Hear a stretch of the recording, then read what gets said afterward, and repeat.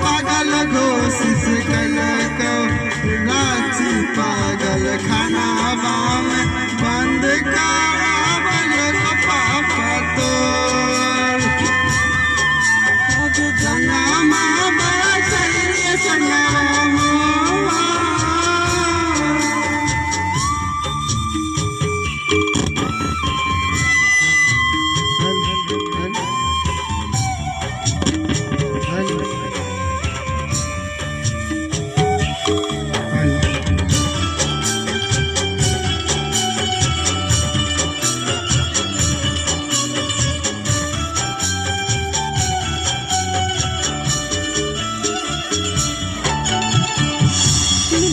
परिवार छुटल साथ तोरे चलते कटोहियो साजहान बिना कोनो गलती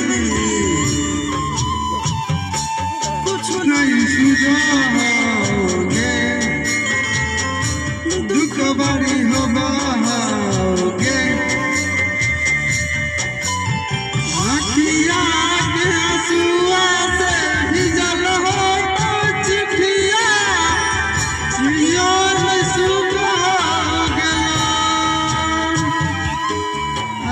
पागल घोषित रांची पागल खाना बाम बंद करावल पापा तो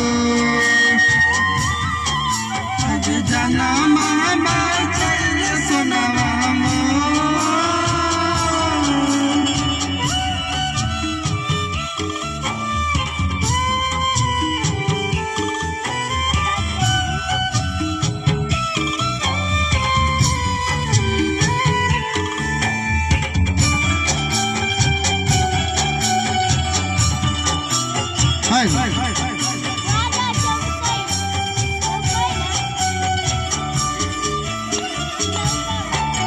देह से परान निकल जाओगे जान के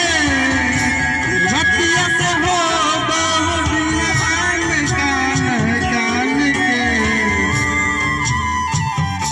सपना होलई चूर गे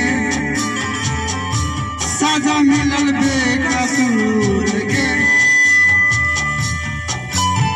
राजू चिंटू से राजा के